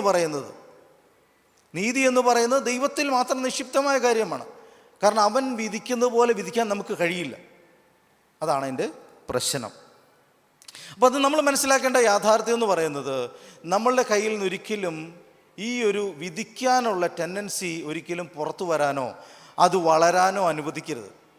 കാരണം അവനെ വിധിക്കാനായിട്ട് ഒരാളുണ്ട് എന്നുള്ള ബോധ്യമാണ് അതിൻ്റെ പ്രധാനം. അപ്പം നമ്മൾ പലപ്പോഴും നമ്മൾ വിശ്വസിക്കുന്നു ഈ നീതിമാൻ ഈ അനീതി ചെയ്തിട്ട് എന്തുകൊണ്ട് അങ്ങനെ സംഭവിക്കും, നമ്മൾ ചോദ്യം ചെയ്യണ്ടേ, നമ്മളതിനെ സ്റ്റോപ്പ് ചെയ്യേണ്ടതെന്നൊക്കെ പലപ്പോഴും നമുക്ക് ചോദ്യം ഉണ്ടാവും. അനീതിക്കെതിരെ പ്രതികരിക്കുക എന്നുള്ള മലയാളിയുടെ ഒരു രക്തത്തിലുള്ളൊരു സ്വഭാവമാണ്. അത് ഞാൻ ഈ നോർത്ത് ഇന്ത്യ ജീവിച്ചപ്പോഴാണ് എനിക്ക് പ്രശ്നം മനസ്സിലായത്. നമുക്കിഷ്ടമില്ലാത്തതിൻ്റെ പ്രതികരിക്കുക എന്നുള്ളൊരു സഡൻ ഒരു ഫീലിംഗ് അത് നമ്മളിലുണ്ട്. അത് പ്രതികരിക്കുക. അത് വേറൊരു രാജ്യക്കാരനും അത്ര അപകടം ഞാൻ കണ്ടിട്ടില്ല. വെസ്റ്റ് കൾച്ചറിൽ ഞാൻ അങ്ങനെ അത്ര തീക്ഷ്ണമായി കണ്ടിട്ടില്ല. മലയാളി പെട്ടെന്ന് എടുത്തിയാടും. അപ്പം നമ്മുടെ ഒരു പ്രശ്നം എന്ന് പറയുന്നത് നമ്മൾ പ്രതികരിക്കുക, അല്ലെങ്കിൽ അനീതിക്കെതിരെ പ്രതികരിക്കുക, അവിടെയാണ് നമ്മുടെ പ്രശ്നം. ആ ജഡ്ജ്മെൻറ്റിലേക്ക് പോകുന്നതിൽ നമുക്ക് അപകടം പറ്റുന്നുണ്ട്. നമ്മൾ ശ്രദ്ധിക്കണം. കാരണം വിധിക്കുന്ന ദൈവമാണ്. ദൈവം വിധിച്ചാൽ അതിനപ്പുറത്തേക്കൊരു വിധിയില്ല എന്നുള്ളതാണ്. ദൈവം നീതീകരിച്ചാൽ അതിന് കുറ്റം പറയാൻ പറ്റത്തില്ല എന്ന് ദൈവത്തിൻ്റെ വചനം പറയുന്നു. അതുകൊണ്ടാണ് ദൈവം അബ്രഹാമിൻ്റെ വിശ്വാസത്തെ നീതീകരിക്കുന്നത്. നമ്മളുടെ പാപത്തിൽ നമ്മളെ വിളിച്ച് വേർതിരിച്ചപ്പോൾ അവൻ എന്താ ചെയ്യുന്നത്? ആദ്യം ചെയ്യുന്നറിയുമോ? നമ്മൾ നീതീകരിക്കുകയാണ് ചെയ്തത്. എന്ന് പറഞ്ഞാൽ ഇനിമേലിൽ ഇവൻ അല്ലെങ്കിൽ ഇവൾ പാപിയല്ല എന്നുള്ള ഒരു ജഡ്ജ്മെൻ്റ് അല്ലെങ്കിൽ ഒരു നീതീകരിക്കുന്ന പ്രക്രിയ നമ്മുടെ ജീവിതത്തിൽ സംഭവിച്ചു. അങ്ങനെയാണ് നാം മുൻകാലങ്ങളിൽ ചെയ്തു പോയ പാപങ്ങളിൽ നമുക്കൊരു സ്വാതന്ത്ര്യം ഉണ്ടാകുന്നത്. അതുമേൽ വെല്ലുവിളിക്കാൻ പിശാചിന് അവകാശവുമില്ല. അപ്പം നമ്മളുടെ ജീവിതത്തിൽ നടക്കുന്ന ഈ ജസ്റ്റിഫിക്കേഷൻ അല്ലെങ്കിൽ നമ്മളെ നീതീകരണം എന്നുള്ള പ്രക്രിയക്കകത്ത് ഒരുതരം ജഡ്ജ്മെൻ്റ് ആയിരുന്നു നടന്നേക്കുന്നത്. ഇവൻ്റെ കാര്യത്തിൽ ഇനി നിനക്ക് അവകാശം പറയാനില്ല. ഇവൻ യേശുവിൻ്റെ രക്തത്താൽ വിലയ്ക്ക് വാങ്ങപ്പെട്ടവൾ, ഇവൻ്റെ മുൻകാല പാപങ്ങൾ മോചിക്കപ്പെട്ടതാണ്. ഇപ്പം ദൈവത്തിന് നമ്മളെ നീതീകരിക്കാൻ കഴിയും, അല്ല അധികാരമുണ്ട്. വേറെ ആര് നീതീകരിച്ചാലും നീതീകരണമാവില്ല. അത് ദൈവസന്നിധിയിൽ വില പോകുന്ന കാര്യമല്ല, നമ്മൾ അറിയണം. അതുകൊണ്ടാണ് ദൈവത്തിൻ്റെ അധികാരത്തിൽപ്പെട്ട കാര്യത്തിൽ നമ്മൾ കൈവയ്ക്കരുത്. എന്നെ വിധിക്കുന്നവൻ കർത്താവാണ്. ഇത് ഒരു ദൈവ പൈതലിൻ്റെ, ദൈവദാസൻ്റെ ഒരു ബോധമാണിത്. ആരെല്ലാം വിധിച്ചാലും ഞാൻ എൻ്റെ കർമ്മം ചെയ്ത് മുന്നോട്ട് പോകുമെന്നുള്ള ബോധം ഒരു ദൈവ പൈതലിനുണ്ടായിരിക്കണം. നമ്മളെ വിധിക്കാനായിട്ട് ചുറ്റും ആളുകളുണ്ടാവാം, അവർക്ക് പല അഭിപ്രായങ്ങളുണ്ടാവാം, അവർക്ക് പല ആഗ്രഹങ്ങൾ നമ്മളിൽ നിന്നുണ്ടാവാം. പക്ഷേ ഇതൊന്നും പൂർത്തീകരിക്കലല്ല നമ്മുടെ ജോലി. ദൈവം നമ്മൾ ഏൽപ്പിച്ച കാര്യങ്ങൾ പൂർത്തീകരിക്കാൻ കഴിഞ്ഞാലേ നമ്മൾ അവൻ്റെ ആ വാക്യത്തിൽ അവസാനം വായിക്കുന്നത് ഇങ്ങനെയാണ്: ദൈവത്തിൽ നിന്ന് പുകഴ്ച ഉണ്ടാകും. നമ്മൾ അവസാനിക്കുന്നത് ദൈവത്തിൽ നിന്നുള്ള പുകഴ്ചയാണ് നമ്മുടെ പ്രശ്നം. എൻ്റെയും നിങ്ങളുടെയും ഏറ്റവും വലിയ അവസാനത്തെ പ്രശ്നം എന്ന് പറയുന്നത് വിശ്വസ്തനായ ദാസനെ, ദാസിയെ എന്നുള്ള വിളിയാണ്. അപ്പം നമ്മളെ ഏൽപ്പിച്ച കാര്യങ്ങൾ പൂർത്തിയാക്കാൻ നമുക്ക് കഴിഞ്ഞു എന്നുള്ള ബോധ്യമായിരിക്കണം നമ്മുടെ ഏറ്റവും വലിയ പ്രശ്നം. രണ്ടാമത്തെ കാര്യം ഞാൻ പറയാം. ഒന്നാമത്തെ കാര്യം ഞാൻ പറഞ്ഞത് കർത്താവാണ് വിധിക്കുന്നത്. രണ്ടാമത്തെ കാര്യം, വിധിക്കുന്നതിനൊരു സമയമുണ്ട്. അതിൻ്റെ 5-ാമത്തെ വാക്യം ഇങ്ങനെ പറയുന്നത്: ആകയാൽ കർത്താവ് വരുവോളം സമയത്തിന് മുമ്പേ ഒന്നും വിധിക്കരുത്. 4-ാം അധ്യായമാണ് നമ്മൾ പറഞ്ഞുകൊണ്ടിരിക്കുന്നത്. സമയത്തിന് മുമ്പേ ഒന്നും വിധിക്കരുത്. ഒരു സമയം പ്രിസ്ക്രൈബ് ചെയ്തിട്ട്, ഒരു സമയം നിശ്ചയിക്കപ്പെട്ടിട്ടുണ്ട്. വിധിക്കുന്നതിന് ദൈവം നിശ്ചയിച്ച സമയത്തിന് മുമ്പേ നമ്മൾ വിധിച്ചാലാണ് ഈ പറഞ്ഞ അപകടം നമ്മളിലേക്ക് വരുന്നത്. നാമും വിധിക്കപ്പെടും. ആ സെയിം വിധിയാൽ നമ്മൾ വിധിക്കും. നമ്മൾ എന്ത് ചെയ്തോ അത് തന്നെ നമ്മളിലേക്കും, അനാവശ്യമായൊരു അപകടം നമ്മളിൽ ജീവിതത്തിൽ വന്നു കയറും. പലപ്പോഴും നമ്മുടെ ജീവിതത്തിൽ അപകടങ്ങൾ സംഭവിക്കുന്ന, ദോഷങ്ങൾ സംഭവിക്കുന്ന, തിന്മകൾ സംഭവിക്കുന്നത് ഇങ്ങനെയുള്ള അപകടങ്ങൾ ചെയ്തു വെച്ചിട്ടാണ്. ഇത് പിശാചിൻ്റെ പ്രവർത്തനമായിരിക്കില്ല, വേറൊരു അപകടമായിരിക്കില്ല. നമ്മൾ പലയിടത്തും കയറി വിധിച്ചിട്ടുണ്ടാവാം. ഞാൻ കണ്ണുകൊണ്ട് കണ്ട ഒത്തിരി ഉദാഹരണം എൻ്റെ മനസ്സിലുണ്ട്. മറ്റുള്ളവരെ വിധിച്ചിട്ട് ആ വിധി അവരുടെ കുടുംബത്തിൽ വന്ന് കയറുന്ന ഞാൻ കണ്ടിട്ടുണ്ട്. നമ്മൾ ഒരിക്കലും ആ പണിക്ക് പോകാതിരിക്കുക, അത് ശീലിക്കാതിരിക്കുക. നമ്മളറിയാതെ സംഭവിച്ചു പോകുന്നൊരു കാര്യമാണ്. ഞാനും നിങ്ങളുമൊക്കെ അറിയാതെ നമ്മുടെ വായിൽ നിന്ന് ചിന്തയിൽ നിന്നൊക്കെ വരും. പക്ഷേ നമ്മൾ വിധിച്ചത് നമ്മുടെ തലമുറയിലേക്ക്, നമ്മുടെ കുടുംബത്തിനകത്തും തിരിച്ചു വരുമെന്ന് ഈ വചനം തന്നെ എഴുതി വെച്ചേക്കുന്ന. വിധിക്കുന്ന നിങ്ങൾ വിധിക്കപ്പെടും. അത് എൻ്റെ അഭിപ്രായങ്ങളൊന്നുമല്ലല്ലോ, വളരെ ശ്രദ്ധയോടെ കാണേണ്ടുന്ന ഒരു വചനമാണത്. വിധിക്കുന്നതിനൊരു സമയം ദൈവം നിശ്ചയിച്ചിട്ടുണ്ട്. ന്യായാധിപതിയെ കർത്താവ് വരുന്നൊരു സമയമുണ്ട്. അവൻ ദുഷ്ടന്മാരെ നീതിമാന്മാരെയും വേർതിരിക്കുന്ന വിധിക്കുന്നൊരു സമയമുണ്ട്. അത് വചനത്തിൻ്റെ വ്യവസ്ഥയാണ്. ദൈവം നിശ്ചയിക്കുന്ന സമയങ്ങൾക്ക് മുൻപേ വിധിക്കാനായിട്ട് നമ്മൾ ഇറങ്ങി പുറപ്പെടരുത്. അതുകൊണ്ട് നമ്മൾ എന്ത് ചെയ്യണം? ദൈവത്തിൻ്റെ സമയത്തിന് വേണ്ടി കാത്തിരിക്കണം. നിങ്ങളുടെ മുമ്പിൽ കാണുന്ന ഒരു അനീതി, നിങ്ങൾ അനുഭവിക്കുന്ന ഒരു വ്യഥ, നിങ്ങൾ ഭാരപ്പെടുന്നൊരു വിഷയം, നിങ്ങളുടെ ജീവിതത്തെ ചവിട്ടിത്താഴ്ത്തുന്ന, നിങ്ങളെ നിരാശപ്പെടുത്തുന്ന, നിങ്ങളെ തകർക്കുന്ന, നിങ്ങളെ ശൂന്യമാക്കുന്ന ഒരു അനുഭവത്തിന് മുമ്പിൽ നിങ്ങൾ വിധിക്കാനായിട്ട് നിൽക്കണ്ട. നിങ്ങൾ മാറി പിൻവലിഞ്ഞ് നിന്നിട്ട് ദൈവത്തിന് കൊടുക്കുക. ദൈവത്തിനൊരു സമയമുണ്ട് അത് ഹാൻഡിൽ ചെയ്യാനായിട്ടുള്ള സമയമുണ്ട്. ഈ സമയത്ത് ദൈവമാണിത് ചെയ്യുന്നത്. അതിന് മുമ്പേ വിധിക്കാനായിട്ട് നമ്മൾ ഇറങ്ങി പുറപ്പെട്ടാൽ അത് വേറൊരു വിധിയായിട്ട് മാറി നമ്മുടെ തലയിൽ വരും. അതുകൊണ്ട് നമ്മൾ എന്താ പഠിക്കേണ്ടത്? നമ്മൾ എങ്ങനെയാണ് ഇത് ശീലിക്കേണ്ടത്? നമ്മളെ തന്നെ ശീലിക്കേണ്ടത് എന്താണ്? ഒരു സമയമുണ്ട് എന്ന് നമ്മൾ ഉറപ്പാക്കണം. ദൈവത്തിന് ഒരു സമയമുണ്ട്. ഞാൻ മണക്കല്ലിൽ ആദ്യം പഠിക്കാൻ വന്നപ്പോൾ എന്നോട് എൻ്റെ ഉള്ളിൽ ഒരു പേഴ്സണാലിറ്റി സ്ട്രഗിൾ ഉണ്ടായിരുന്നു. അപ്പോൾ ജോർജ് കുട്ടി എന്ന് പറഞ്ഞ സാറ് അദ്ദേഹം ക്ലാസ് എടുക്കുമ്പോൾ പറയുക, ഇങ്ങനെ പൊതുവെ പറഞ്ഞു പോകുന്ന കൂട്ടത്തിൽ പറയുമായിരുന്നു, എൻ്റെ ഭാഗത്തെ ന്യായീകരിക്കാനുള്ള ശേഷിക്കുറവുള്ള ആളാണ് ഞാൻ. എനിക്ക് എൻ്റെ ഭാഗത്തെ ന്യായീകരിച്ച് വെളുപ്പിക്കാനുള്ള ശേഷിക്കുറവുള്ള ആളാണ് ഞാൻ. പക്ഷെ നമ്മൾ ആരും ചെയ്യുന്ന പോലെ ഞാനും ചെയ്യും. പക്ഷെ ഞാൻ ചെയ്യുന്ന എപ്പോഴും കുരുക്കായി മാറിക്കൊണ്ടിരിക്കും. അപ്പോൾ ഞാൻ ആ ഒരു പ്രശ്നം എൻ്റെ പേഴ്സണാലിറ്റി കിടക്കുമ്പോഴാണ് ഞാൻ ഈ ക്ലാസ്സിൽ വന്നിരിക്കുന്നത്. അപ്പോൾ സാർ ഒരിക്കലും ഇങ്ങനെ പറയുക, നിങ്ങളുടെ ജീവിതത്തിൽ നിങ്ങൾ തെറ്റിദ്ധരിപ്പിക്കപ്പെട്ടാൽ നിങ്ങൾ പിന്നെ വെയിറ്റ് ചെയ്യുക. ഒരു സമയമുണ്ട്, ആ സമയത്ത് തന്നെ അത് അഴിഞ്ഞു വരും. സത്യത്തിൽ അന്നു മുതൽ എൻ്റെ മനസ്സിൽ ഞാൻ സൂക്ഷിക്കുന്നൊരു പാടാണത്. നിങ്ങൾ തെറ്റിദ്ധരിപ്പിക്കപ്പെടുകയോ നിങ്ങൾ പീഡിപ്പിക്കപ്പെടുകയോ നിങ്ങൾ തകർക്കപ്പെടുകയോ നിങ്ങളുടെ ജീവിതത്തിലെ തെറ്റായ ആളുകൾ മനസ്സിലാക്കി ചെയ്യുന്നത് നിങ്ങളവിടെ സ്റ്റോപ്പ് ചെയ്തേക്കുക. നിങ്ങളത് ദൈവത്തിന് കൊടുത്തേച്ചാൽ മതി. അത് ദൈവത്തിൻ്റെ സമയത്ത് പരിഹരിക്കേണ്ട കാര്യമാണ്. അത് നിങ്ങൾ എത്രത്തോളം ശ്രമിച്ചാലും അതിനൊരു പരിഹാരമായിട്ട് വരത്തില്ല. അത് കൂടുതൽ കുരുക്കുകളായിക്കൊണ്ടേയിരിക്കും. കൂടുതൽ കുരുക്കുകളാണ്, അത് അഴിക്കാനാവില്ല. പക്ഷെ നമ്മൾ ദൈവത്തിന് കൊടുത്ത് ദൈവത്തിൻ്റെ സമയത്ത് അവൻ എല്ലാം ഭംഗിയായി, അവൻ സമയത്ത് ഭംഗിയായി ചെയ്യുന്ന കർത്താവാണ്. He does everything perfectly. അവൻ നന്നായിട്ട് ചെയ്യുന്ന കർത്താവാണ്, അല്ലേ? അങ്ങനെയല്ലേ നമ്മൾ വായിക്കുന്നത്? സമയത്ത് നന്നായി ചെയ്യുന്നൊരു ദൈവമാണ്. അതുകൊണ്ട് ദൈവത്തിനൊരു സമയമുണ്ട്. ആ സമയത്തെ നമ്മൾ വിശ്വസിക്കുകയും അംഗീകരിക്കുകയും ദൈവത്തിനുവേണ്ടി കാത്തിരിക്കുകയും ചെയ്യുന്നവരായിരിക്കണം. സങ്കീർത്തന പുസ്തകങ്ങളെല്ലാം വായിച്ച് കാത്തിരിക്കുന്ന മനുഷ്യനെ നമുക്ക് കാണാൻ കഴിയും. ദൈവത്തിൻ്റെ വിധിക്ക് വേണ്ടി, അവൻ്റെ ന്യായവിധിക്ക് വേണ്ടി അവൻ്റെ സന്നിധിയിൽ ഏൽപ്പിച്ചുകൊണ്ട് പ്രാർത്ഥനയോടെ വിശ്വാസത്തോടെ കാത്തിരിക്കുന്ന ഭക്തന്മാരെ നമുക്ക് സങ്കീർത്തന പുസ്തകങ്ങൾ കാണുന്നുണ്ട്. കർത്താവേ, നിൻ്റെ സമയം, നിൻ്റെ വിധി, നിൻ്റെ ആ ദൈവത്തിൽ ആശ്രയിക്കുന്ന മനുഷ്യൻ എപ്പോഴും ദൈവം നീതിയോടെ വിധിക്കും എന്നുള്ള ബോധ്യം ഉണ്ടാവും. ഇത് പതുക്കെ നമ്മൾ ശീലിച്ചെടുക്കേണ്ട ഒരു കാര്യമാണ്. ഇതൊന്നും ഇന്നിപ്പോൾ കേട്ടിട്ട് പോയിട്ട് നിങ്ങൾക്ക് യാതൊരു പ്രയോജനം ഉണ്ടാകാൻ പോകുന്നില്ല. ഇത് ശീലിക്കേണ്ടതാണ്. നമ്മളെ തന്നെ നമ്മൾ പറഞ്ഞ് പഠിപ്പിക്കേണ്ടതാണ് ഒരു നല്ല ദൈവ പൈതലായി തീരുവാൻ. മൂന്നാമത്തെ ഒരു കാര്യമാണ് ഞാൻ പറയാം. വിധിക്കുന്നതിൽ കാണപ്പെടുന്ന വസ്തുതകൾ മാത്രമല്ല, കാണപ്പെടാത്ത വസ്തുതകളും അടങ്ങിയിട്ടുണ്ട്. അതാണ് ശരിയായ വിധി. അതാണ് അതിൻ്റെ പ്രോബ്ലം. അത് 5-ാമത്തെ വാക്യത്തിന് അവസാന ഭാഗമുണ്ട്. അവൻ ഇരുട്ടിൽ മറഞ്ഞിരിക്കുന്ന വെളിച്ചത്താക്കി ഹൃദയങ്ങളിലെ ആലോചനകളെ വെളിപ്പെടുത്തും. അപ്പം നാം കാണുന്നതിനപ്പുറത്താണ് ഹൃദയങ്ങളുടെ ആലോചന. നാം വെളിച്ചത്ത് കാണുന്നതിനപ്പുറത്താണ് ഇരുട്ടിൽ കിടക്കുന്നത്. അപ്പോൾ ഇരുട്ടിൽ മറഞ്ഞിരിക്കുന്നതും ഹൃദയങ്ങളുടെ ഉള്ളിൽ ഒളിച്ചിരിക്കുന്നതുമായ യാഥാർത്ഥ്യങ്ങളുണ്ട്. ഈ ലോജിക്ക് പഠിക്കുമ്പോൾ അതിനകത്തൊരു പ്രയോഗമുണ്ട്. കോസും റീസണും രണ്ടാണെന്നാണ് പറയുന്നത്. കോസും റീസണും രണ്ടാണ്. കോസ് കോൺക്രീറ്റും റീസൺ അബ്സ്ട്രാക്റ്റും ആണെന്ന് പറയും. എന്ന് പറഞ്ഞു കഴിഞ്ഞാൽ കോസ് എന്ന് പറയുന്നത്, ഇപ്പോൾ ഉദാഹരണത്തിന് പറഞ്ഞാൽ ഒരാളെ കുത്തിക്കൊന്നാൽ അയാളുടെ മരണത്തിൻ്റെ കോസ് എന്ന് പറയുന്നത് കത്തിയിടും കൊണ്ടുള്ള കുത്താണെങ്കിൽ അതിൻ്റെ റീസൺ എന്ന് പറയുന്നത് ഹെയ്റ്റ്രഡ് ആണെന്നാണ് പറയുന്നത്. കോസ് എന്ന് പറയുന്നത് അയാൾ കത്തിയുടെ കുത്താണ്, സ്റ്റാബിങ് ആണ് അതിൻ്റെ കോസ് എങ്കിൽ ഹെയ്റ്റ്രഡ് ആണ് അതിൻ്റെ റീസൺ എന്നാണ് പറയുന്നത്. ഇത് ലോജിക്കിൻ്റെ ഒരു പ്രയോഗമാണത്. അപ്പം നമ്മളുടെ എല്ലാം ഉള്ളിൽ നമ്മളെല്ലാം കാണുന്ന കുറേ കാര്യങ്ങളുണ്ട്. ഈ കാണുന്ന കാര്യങ്ങൾ വെച്ചിട്ടാണ് നമ്മൾ കാര്യങ്ങളെ അതിൻ്റെ ഫാക്റ്റ് എന്ന് വിളിക്കും. പക്ഷെ അതിൻ്റെ പുറകിൽ കിടക്കുന്ന സത്യങ്ങളുണ്ട്. ഇത് കാണാൻ കഴിയുന്നവനാണ് കർത്താവ്.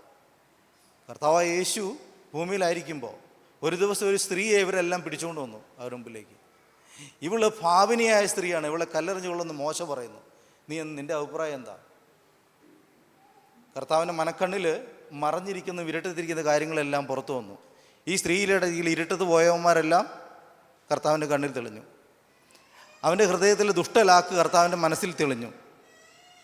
അതാണ് ഈ ഇരുട്ടത്തുള്ളത് മറഞ്ഞിരിക്കുന്നത് പറയുന്നത്. അവൻ്റെ ഇൻറ്റൻഷൻസ് ഇവിടെ കൊണ്ടുവന്നവനെ എൻ്റെ എല്ലാം മുഖം കർത്താവ് പറഞ്ഞിങ്ങനെയാണ്, നിങ്ങളിൽ പാപം ചെയ്യാത്തവൻ ആദ്യം കല്ലെറിഞ്ഞോ. ആ വിധി വരാൻ കാരണം എന്താണ്? ആ നിന്നവരിലൊക്കെ അവരുടെയൊക്കെ ഉള്ളിൽ ഇരുന്നതെന്ന് മനസ്സിലാക്കാനുള്ള ശേഷി കർത്താവിനുണ്ടായിരുന്നു. ഇതാണ് വിധിയുടെ പ്രശ്നമെന്ന് പറയുന്നത്. ആ വിധിക്ക് ഒടുവിൽ വിധി നടപ്പാക്കപ്പെടുന്നില്ല, അവർ പ്രതീക്ഷിച്ച വിധിയല്ല നടന്നത്, വേറൊരു വിധിയാണ് അവിടെ ഉണ്ടാകുന്നത്. ആ സ്ത്രീ സ്വതന്ത്രയാക്കപ്പെടുന്നു. ഇനിമേലിൽ പാപം ചെയ്യാൻ പാടില്ല എന്ന് പറഞ്ഞ് അവളെ മടക്കി വിടുന്നു. നമുക്ക് മനസ്സിലാവുന്നുണ്ടോ ഈ പ്രശ്നത്തിൻ്റെ ഒരു ആധികാരികത? കൃത്യമായി വിധിക്കുക എന്ന് പറയുന്നത് അത്ര എളുപ്പമല്ല, നമ്മളെ കൊണ്ടാവതില്ല. മറഞ്ഞിരിക്കുന്ന കാര്യങ്ങൾ, അതിൻ്റെ പിന്നാമ്പുറത്ത് കിടക്കുന്ന കാര്യങ്ങൾ, ഹൃദയത്തിലെ രഹസ്യങ്ങൾ, നമ്മൾ പുറത്തേ കാണുന്ന കുറേ കാര്യങ്ങൾ വെച്ച് വിധിക്കാൻ പോകുമ്പോൾ നമ്മൾ അപകടത്തിൽപ്പെടുന്നതിൻ്റെ കാരണം ഇതാണ്. അത് കുടുംബത്തിലാവട്ടെ, സഭയിലാവട്ടെ, സമൂഹത്തിലാവട്ടെ, ജീവിതത്തിൻ്റെ ഏത് മേഖലകളിലും നമ്മൾ വിധിക്കാൻ തുടങ്ങുമ്പോൾ നമ്മൾ ആദ്യം ആലോചിക്കേണ്ടത് ഇതിൻ്റെ പുറകിൽ എന്തെങ്കിലും ഉണ്ടോ, ഇതിൻ്റെ പുറകിൽ വേറെ എന്തെങ്കിലും ഗൂഢമായ പദ്ധതികളുണ്ടോ, ഇതിൻ്റെ പുറകിൽ ആരെങ്കിലും ബുദ്ധിയുണ്ടോ, ഇതിൻ്റെ പുറകിൽ ആരെങ്കിലും ചിന്തകളുണ്ടോ, ഇതിൻ്റെ പുറകിൽ മറഞ്ഞിരിക്കുന്ന മറ്റെന്തെങ്കിലും ഉണ്ടോ, ഇതിൻ്റെ പുറകിൽ പൈശാചികമായൊരു പദ്ധതിയുണ്ടോ, ദുഷ്ടനായവൻ്റെ ഒരു പ്ലാനുണ്ടോ? ഇങ്ങനെയൊക്കെ ചിന്തിക്കാൻ കഴിയുന്നിടത്തേ നമ്മൾ ക്ലോസർ ആവത്തുള്ളൂ വിഷയത്തോട്. ഞാനിവിടെ അവസാനിപ്പിക്കാം. നമ്മളെപ്പോഴും പ്രചോദിപ്പിക്കുന്നൊരു കാര്യമാണ് വിധിക്കണമെന്നുള്ളത്. പക്ഷെ നാം അറിഞ്ഞിരിക്കേണ്ട ഒരു കാര്യമുണ്ട്, ഇത് കർത്താവിൻ്റെ അധികാരത്തിൽപ്പെട്ട കാര്യമാണ്. അവനൊരു സമയം ഓരോ കാര്യത്തിനും വിധിക്കാൻ വച്ചിട്ടുണ്ട്. കള വളരട്ടെ, നല്ലതിനൊപ്പം വളരട്ടെ എന്ന് പറയാൻ കാരണം എന്താ? അത് പറിക്കാനൊരു സമയം വെച്ചിട്ടുണ്ട്. അപ്പോൾ ദൈവത്തിൻ്റെ സമയത്തിന് വേണ്ടി കാത്തിരിക്കുകയും നിങ്ങളുടെ ജീവിതത്തിൽ നാം അനുഭവിക്കുന്ന പ്രതിസന്ധികൾക്ക് വേണ്ടി ദൈവത്തിന് വിട്ടുകൊടുക്കുകയും ചെയ്യുന്നൊരു മനോഭാവം ഉണ്ടായാൽ വിധിക്കുന്ന പ്രക്രിയ നമുക്ക് ഒഴിവാക്കാം. നമ്മൾ വിധിക്കുന്നവരെ തിരിച്ചു വിധിക്കുന്ന നമുക്ക് ഒഴിവാക്കാം. ദൈവത്തിൻ്റെ കാര്യങ്ങൾ വിട്ടുകൊടുക്കാനുള്ള ശീലമുണ്ടായി വരും. നാം നേരിടുന്ന പ്രതിസന്ധികളെ, ബുദ്ധിമുട്ടുകളെ, വേദനകളെ, നമ്മളെ വിധിക്കുന്നത്, നമ്മളെ ഒഴിവാക്കുന്നത്, നമ്മളെ പുകച്ച് പുറത്താക്കുന്നത്, നമ്മളെ പീഡിപ്പിക്കുന്നതുമായ അനുഭവങ്ങൾ ഇപ്പോൾ പൗലോസോട് നേരിടുക. പൗലോസ് ഈ കൊരിന്തി സമൂഹത്തിന് വേണ്ടി ഒത്തിരി കഷ്ടപ്പെട്ട ആളാണ്. പക്ഷേ ഇവിടെ അദ്ദേഹത്തിൻ്റെ കഴിവില്ലായ്മകളെ ചൂണ്ടിക്കാണിക്കാനും അപ്പോസ്തലത്തെ ചോദ്യം ചെയ്യാനും, നീ ആരാണെന്ന് ചോദ്യം ചെയ്യുന്ന രീതിയിലേക്ക് ആളുകൾ വളർന്നു കഴിഞ്ഞു ഇവിടെ. അതൊക്കെ ദൈവസേനയിൽ വിട്ടുകൊടുക്കുന്ന ഒരു പൗലോസിനെ നാം കാണുന്നുണ്ട്. നമുക്കും ജീവിതത്തിൽ പാഠമാണത്. നമുക്കെതിരെ വിധികൾ വരും, ധാരാളം വരും. വിധിക്കാൻ ആളുകൾ ചുറ്റുമുണ്ടാവും. മറ്റുള്ളവരുടെ കണ്ണിൽ ഞാനും ഒന്നും ക്വാളിറ്റിയോ ക്വാളിഫിക്കേഷനോ ഉള്ളവരായിരിക്കില്ല. നമ്മൾ മറ്റുള്ളവരുടെ പ്രതീക്ഷകൾക്കൊത്ത് വളരാൻ നമുക്കുണ്ടാവില്ല. പക്ഷേ നമ്മുടെ പ്രശ്നം, നമ്മളൊരു സ്റ്റീവാർഡാണ്, നമ്മളൊരു ദൈവദാസനാണ്, ദാസിയാണ്. എന്നെ ഏൽപ്പിച്ചൊരു കാര്യമാണ്, അത് എൻ്റെ മരണത്തിന് മുമ്പ് ചെയ്ത് തീർക്കുക എന്നുള്ളതാണ് എൻ്റെ ജോലി. എങ്കിലേ എനിക്ക് എൻ്റേതായ പാരിതോഷികങ്ങൾ ദൈവത്തിന് മുമ്പിൽ സ്വീകരിക്കാൻ കഴിയത്തുള്ളൂ. മറ്റുള്ളവരുടെ അഭിപ്രായങ്ങളെല്ലാം പൂർത്തീകരിക്കൽ എന്നെ കൊണ്ടൊരിക്കലും കഴിഞ്ഞെന്ന് വരത്തില്ല. പക്ഷേ നമുക്ക് അറിഞ്ഞിരിക്കേണ്ട ഒരു കാര്യം, എന്നെ ഏൽപ്പിച്ച കാര്യത്തിൽ ഞാൻ വിശ്വസ്തനായോ എന്നുള്ളതാണ്. ഇന്ന് പോൽക്കാലം നമ്മളൊന്ന് പുറകോട്ട് തിരിഞ്ഞു നോക്കിയാൽ നമ്മളെ വിളിച്ച കർത്താവ് നമ്മളെ ഏൽപ്പിച്ച കുറേ ഉത്തരവാദിത്തങ്ങളും കാര്യങ്ങളുമുണ്ട്. നമ്മളെ വിശ്വസ്തനെന്ന് എണ്ണി നമ്മൾ വിളിച്ച് വേർതിരിച്ച കർത്താവ്, പാപത്തിൽ നിന്ന് വിളിച്ച് വേർതിരിച്ച് നമ്മളെ നീതീകരിച്ച് ശുദ്ധീകരിച്ച് ദൈവസേനയിൽ നിലനിർത്തിയ ഒരു പിതാവ് നമ്മുടെ മധ്യത്തിലുണ്ടെന്ന് പോൽക്കാലം അവിടുത്തെ സന്നിധിയിലേക്ക് നമ്മളെ തന്നെ ഏൽപ്പിച്ചു. കർത്താവേ, നീ എന്നിൽ നിന്ന് ആഗ്രഹിച്ച കാര്യം പൂർത്തിയാക്കാൻ എനിക്ക് കഴിയുന്നുണ്ടോ? നിന്റെ ഇഷ്ടം പൂർത്തിയാക്കാൻ എന്നെ കൊണ്ട് കഴിയുന്നുണ്ടോ? കർത്താവേ, നീ സംതൃപ്തനാണോ? ഞാൻ ചോദിക്കാറുള്ള കാര്യമാണ്. ഞാൻ പലപ്പോഴും കർത്താവിൻ്റെ സന്നിധിയിൽ പ്രാർത്ഥിക്കാൻ എൻ്റെ കർത്താവ്, നീ ഉദ്ദേശിക്കുന്നിടത്ത് ഞാൻ എത്തുന്നുണ്ടോ? നീ ആഗ്രഹിക്കുന്ന കാര്യം ചെയ്യാൻ എന്നെ കൊണ്ട് പറ്റുന്നുണ്ടോ? ഞാൻ എപ്പോഴും ചെക്ക് ചെയ്യുന്നൊരു കാര്യമാണ്, എന്നെ സംബന്ധിച്ച് ചോദിക്കുന്ന കാര്യം. ഇതൊരു പ്രാർത്ഥനയൊന്നും അല്ല ദൈവമക്കളെ, എൻ്റെ ദൈവത്തോടുള്ള ഒരു ബിസിനസ് ഇടപാട് പോലെ എനിക്ക് തോന്നുന്നു. ഒരു എഗ്രിമെൻറ്റിലാണ് നമ്മളിതെല്ലാം തുടങ്ങുന്നത്. കർത്താവ്, ഞാൻ എത്രത്തോളം പറ്റുന്നുണ്ട്? ഞാൻ നിന്നെ യഥാർത്ഥത്തിൽ പ്രസാദിപ്പിക്കുന്നുണ്ടോ? ഞാൻ ചെയ്യുന്ന കാര്യം നിനക്ക് സന്തോഷം തരുന്നുണ്ടോ? അത് എൻ്റെ സന്തോഷത്തിനാണ് ഞാനെല്ലാം ചെയ്തു വെക്കുന്ന ഓരോ കാര്യങ്ങൾ. അപ്പോൾ കർത്താവ്, ഇതിനെ മനസ്സിലാക്കി തരണമെന്ന് ഞാൻ ചോദിക്കാറുണ്ട് പലപ്പോഴും. നമ്മൾ ചോദിക്കണം കേട്ടോ കർത്താവിനോട്, കർത്താവ്, ഞാൻ ഈ ചെയ്ത കാര്യങ്ങളെല്ലാം നിനക്ക് പ്രസാദമാണോ? നീ എന്നെ നാശകരമായ കുഴിയിൽ നിന്ന് കുഴഞ്ഞു ചേരുന്നതെല്ലാം വിളിച്ച് വേർതിരിച്ചു, ഇവിടം വരെ കൊണ്ടുവന്നു, ഇത്ര നന്മകളെ നൽകി, സന്തോഷത്തെ നൽകി. കർത്താവ്, ഞാൻ നീ ഉദ്ദേശിക്കുന്ന കാര്യം ചെയ്യാൻ എനിക്ക് പറ്റുന്നുണ്ടോ? അതോ ഞാനിങ്ങനെ മറ്റുള്ളവരെല്ലാം വിധിച്ച് മറ്റുള്ളവരെല്ലാം കുറ്റം പറഞ്ഞ് ഞാൻ ചെയ്യേണ്ട കാര്യം ഇങ്ങനെയൊക്കെയാണോ കർത്താവ് ഞാൻ ജീവിച്ചു പോകുന്നത്? നമുക്ക് കർത്താവിനൊന്ന് ചോദിക്കാൻ പറ്റണം. അത് വളരെ പ്രധാനപ്പെട്ടതാണ് ദൈവമക്കളെ. നമ്മുടെ വിളിയും തിരഞ്ഞെടുപ്പും നമുക്ക് ഉറപ്പാക്കാൻ കഴിയണം. ഇവിടെ ഇരിക്കുന്ന ഓരോ ആളും ആരും വെറുതെ ഇങ്ങ് വന്നതല്ല. ഇപ്പോൾ ഈ വഴിക്കൂടെ ഒന്ന് കയറി വരാവുന്ന സ്ഥലമല്ലല്ലോ ഇത്, പോകുന്ന വഴിക്ക് കയറാനായിട്ട് അല്ല. നിങ്ങൾ പർപ്പസ്ഫുള്ളി ഇന്നലെ തൊട്ട് പ്ലാൻ ചെയ്ത് ഇന്ന് രാവിലെ റെഡിയായിട്ട് ഇവിടെ വന്നതാണ്. ഇവിടെ കൊണ്ടുവന്ന ആരാണ്? കർത്താവാണ് കൊണ്ടുവന്നത്. വേറെ ഒത്തിരി ജോലിയുണ്ട് ലോകത്ത്, ഇത്രയും കോടി മനുഷ്യരുണ്ട്. അവരെല്ലാം അവരവരുടെ കാര്യം ചെയ്യുമ്പോൾ നമ്മളൊക്കെ എങ്ങനെ ഈ കർത്താവിൻ്റെ സന്നിധിയിൽ വന്നിങ്ങനെ ഇരിക്കുന്നത്? പാടാനും പ്രാർത്ഥിക്കാനൊക്കെ സമയം കണ്ടെത്തുന്നത്. ഒരു വിളിയുണ്ട് അതിൻ്റെ പുറകിൽ, ഒരു തെരഞ്ഞെടുപ്പുണ്ട്. നമ്മളെ ന്യായീകരിച്ച ഒരു ന്യായീകരണം, ഒരു നീതീകരണമുണ്ട്, ഒരു ശുദ്ധീകരണം സംഭവിച്ചിട്ടുണ്ട്. നമ്മളെ പേര് വിളിച്ച് വിളിയുണ്ട്. മറ്റുള്ളവരുടെ മുമ്പിൽ നമ്മൾ പെർഫെക്റ്റ് ആയിരിക്കില്ല. മറ്റുള്ളവർ പൗലോസ് പറയുന്ന പോലെ അവൻ്റെ കഷ്ടപ്പാടൊന്നും മനസ്സിലാക്കാൻ അവർക്ക് കഴിയുന്നുണ്ടാവില്ല. പക്ഷേ നമ്മളെ മനസ്സിലാക്കുന്ന ഒരു കർത്താവുണ്ട്. നമുക്ക് വേണ്ടി വിധിക്കുന്ന ഒരു ദൈവമുണ്ട്. നമ്മളെ വിധിക്കുന്നവരെ വിധിക്കാനായിട്ട് വേറൊരു ദൈവമുണ്ട്. അതൊക്കെ നമ്മൾ തിരിച്ചറിയുക. തിരിച്ച് വിധിക്കാനായിട്ടും ഒന്നും നമ്മൾ മെനക്കെടരുത്. നമ്മുടെ പണി നമ്മൾ ചെയ്തു തീർക്കുന്നുണ്ടോ? ഒരു വിശ്വസ്ത ദാസനായി ദാസിയായി നമുക്ക് നിൽക്കാൻ കഴിയുന്നുണ്ടോ? ഇതാണ് നമ്മുടെ ചോദ്യം. നമ്മുടെ ആരോഗ്യം തീരുന്നതിന് മുമ്പ് നമുക്ക് പൂർത്തിയാക്കാൻ കഴിയും. എൻ്റെ കണ്ണിൻ്റെ കാഴ്ച പറഞ്ഞ് കണ്ണട വെക്കേണ്ടി വന്നപ്പോൾ ഞാൻ ആദ്യം, കർത്താവേ, ഞാൻ ബൈബിൾ വേണ്ട വിധം വായിച്ചോ എന്നാണ് ഞാൻ ആദ്യം മനസ്സുകൊണ്ട് ഞാൻ ആലോചിച്ചത്. ഇന്ന് എനിക്ക് കണ്ണട ഇല്ലാതെ ചെറിയ അക്ഷരം വായിക്കാൻ പ്രയാസമുണ്ട്. ഓരോ ദിവസം കടന്നു പോകുന്തോറും, ആയുസ് മുന്നോട്ട് പോകുന്തോറും കർത്താവ് തരുന്ന സമയങ്ങൾ നമ്മൾ നന്നായിട്ട് ഉപയോഗിച്ചോ എന്നുള്ള ചോദ്യമാണ് ഞാൻ ചോദിക്കുക. നമ്മൾ വിധിക്കാൻ നമുക്ക് നല്ല എളുപ്പമാണ്, പക്ഷേ എൻ്റെ ജീവിതത്തിന്മേലുള്ള ദൈവവിധിയെ തടുക്കാൻ എനിക്ക് കഴിയുന്നുണ്ടോ എന്നുള്ളത് പ്രധാനമാണ്. ദൈവം ഏൽപ്പിച്ച കാര്യങ്ങൾ പൂർത്തിയാക്കാൻ എനിക്ക് കഴിയുന്നുണ്ടോ?